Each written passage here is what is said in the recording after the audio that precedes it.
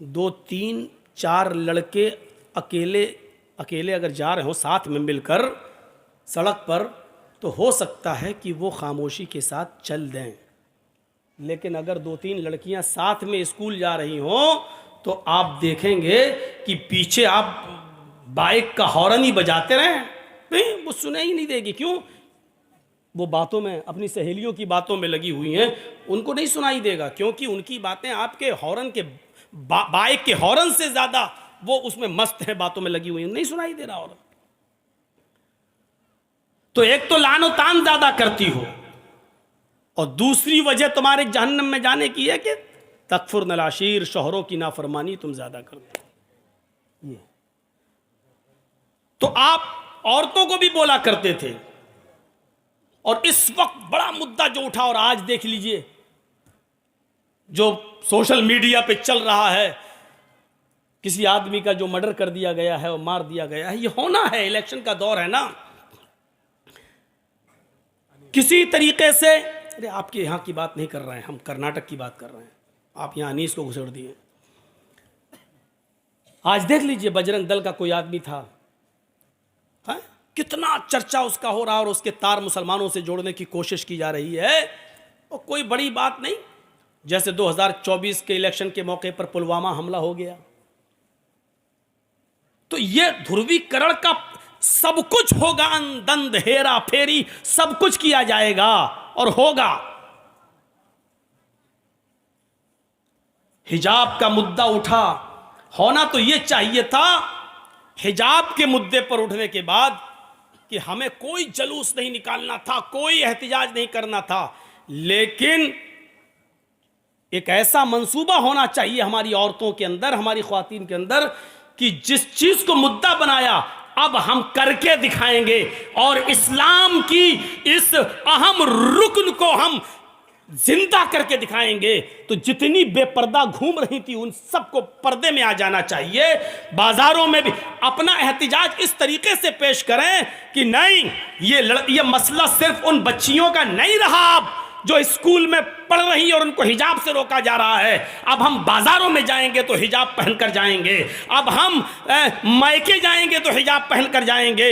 होना यह चाहिए था कि अब उसको अपनी आन से और अपनी शान से और अपने मजहब के से जोड़कर देखना चाहिए था हमारी मां बहन बेटियों को। लेकिन जलूस निकाल देने से तो हम उन्हीं का काम कर रहे हैं, उनको तो यही हथियार चाहिए जो हम उनके हाथ में दे देते हैं कि लो साहब, वो अपने मकसद में कामयाब हो जाते हैं।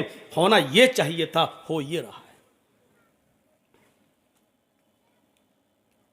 चलेगा 10 मार्च के बाद सब ठंडा हो जाएगा, फिर उस इलाके में चलेगा जहां फिर इलेक्शन का दौर होगा। ये चीजें चलती रहेंगी, लेकिन इसमें कोई शक नहीं है कि औरत पर पर्दा फर्ज है। आज मैं आपको कुछ ऐसी चीज बताना चाहता हूं कि लफ्ज़े औरत ही ये बतलाता है कि पर्दा है। औरत, फीमेल, उर्दू में क्या कहेंगे? औरत। हिंदी में क्या कहेंगे? स्त्री। इंग्लिश में कहेंगे वोमेन।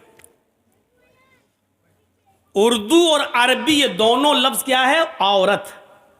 और ये औरत का लफ्ज इतना मशहूर हुआ कि हिंदी की जो किताबें हैं सिलेबस, उसमें भी यही पढ़ाया जाता है, छोटे ओ से ओखली, बड़े ओ से औरत। खुद हिंदू सिलेबस में भी यही लिखा है, औरत। लेकिन औरत का माना क्या होता है?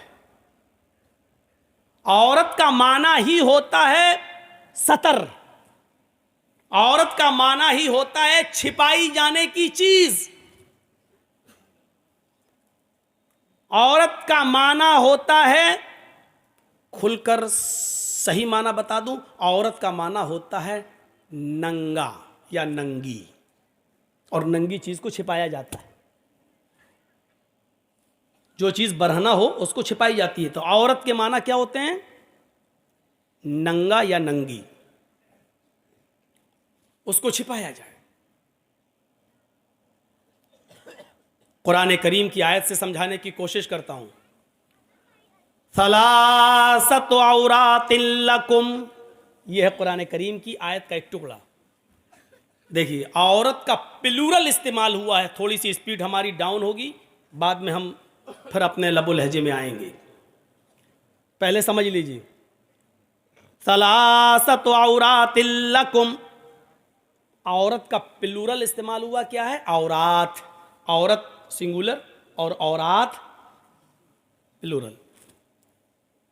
3 वक्त ऐसे हैं जो नंगे हैं। अब भौंडा तर्जुमा अच्छा नहीं लगता है, इसलिए इसका तर्जुमा मैं यूं कर रहा हूं, सलासतु औरातिल लकुम, 3 टाइम्स। 3 औकात, 3 वक्त ऐसे हैं जो पर्दे के वक्त हैं। इन पर्दे के वक्तों में, इन नंगे वक्तों में तुम किसी के घर न जाया करो। अल्लाह ताला ने, कुरान कह रहा, अल्लाह ताला ने जो आदाब सिखलाए हैं कि किसी के घर जाओ तो पहले दरवाज़ा खटखटाओ, जब वो दरवाज़ा खोले तो सलाम कह के अंदर जाओ। वहीं पर अल्लाह ताला ने ये भी बताया कि 3 वक्त ऐसे हैं जो पर्दे के वक्त हैं, उन वक्तों में तुम किसी के घर न जाया करो। और वो 3 वक्त पर्दे के वक्त जो हैं, जो नंगे वक्त औकात कहलाते हैं, बरहना नंगे औकात, वो क्या हैं? नमाज फजर से पहले, पहला वक्त, फजर की नमाज से पहले तुम किसी के घर मत जाओ।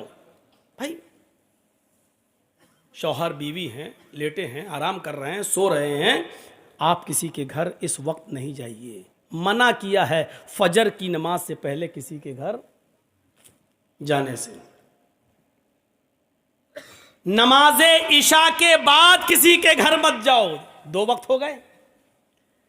नमाजे फजर से पहले किसी के घर मत जाओ और इशा की नमाज के बाद किसी के घर मत जाओ, क्योंकि इशा की नमाज के बाद वक्त जो होता है वो सोने का वक्त होता है। हमारे यहाँ इशा की नमाज का वक्त गुलछर्रे उड़ाने का वक्त होता है, क्रिकेट खेलने का वक्त होता है, पूरी पूरी रात कैरम बोर्ड खेलने का वक्त होता है। और ख़ास आपके यहाँ ना हो, लेकिन बड़े बड़े शहरों में चले जाओ, जैसे हम लखनऊ के हैं, बम्बई वगैरह में चले जाओ, दिल्ली, तो वहाँ तो बड़ा अजीब मामला है। और रात दिन शुरू ही होता है ईशा के बाद से। वाह, 2 वक्त हो गए। नमाज फजर से पहले किसी के घर मत जाओ, ईशा की नमाज के बाद किसी के घर मत जाओ।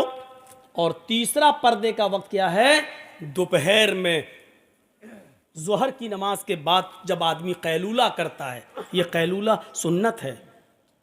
अल्लाह के रसूल और आपके सहाबा कभी कैलूला छोड़ते नहीं थे। कैलूला का मतलब समझते हैं ना?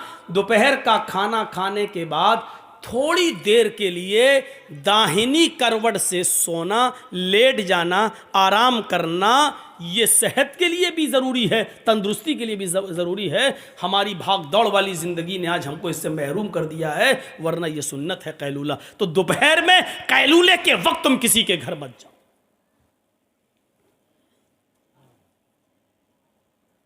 तो ये 3 वक्त पर्दे के वक्त बताए हैं, किसी के घर इन वक्तों में नहीं जाना चाहिए।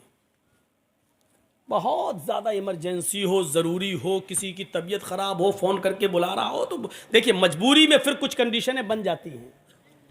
मजबूरी में फिर फिर इतनी मजबूरी कि जान जा रही हो, कोई चीज़ नहीं मिल रही हो, तो ऐसी सूरत में तो फिर खिंजीर का, सूअर का गोश्त भी हलाल हो जाता है जान बचाने के लिए। वो फिर मजबूरी की एक कैफियत दूसरी हो जाती है। मैं यहाँ जो कैफियत बतला रहा हूँ वो ये है कि मजबूरी हो तो अलग बात है, वरना इन 3 औकात में किसी के यहाँ नहीं जाना चाहिए। तो यहाँ क्या लफ्ज़ इस्तेमाल हुआ?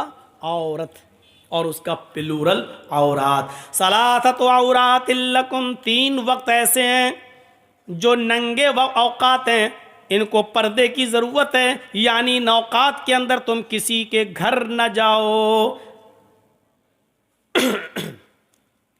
एक जंग हो रही थी, जंग अहज़ाब, ग़ज़वे अहज़ाब के नाम से मशहूर थी। अल्लाह के नबी ने जब सहाबा से उस ग़ज़वे में निकलने के लिए गुजारिश की कि निकलो उस जंग में, तो जो मुनाफिक थे, मुनाफिक जानते हैं ना, उसको बताने की ज़रूरत नहीं। आज थोड़ा सा गर्म पानी रखिएगा, क्योंकि लगता है कि जाएगी आवाज़।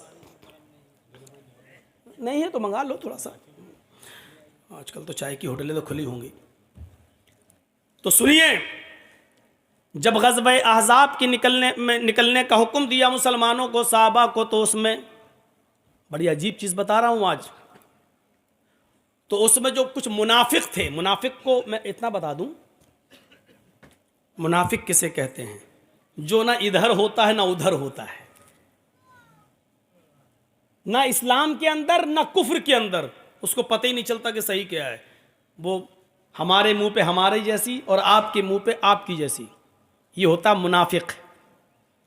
मुनाफिक को समझाने के लिए सही मिसाल दूं, एक तो होती है नींद, गहरी नींद, हम सो रहे हैं, गहरी नींद सोने वाला आदमी दुनिया की लज्जतों से महरूम है, लेकिन नींद की लज्जत उसको मिल रही है, सुकून उसको मिल रहा है।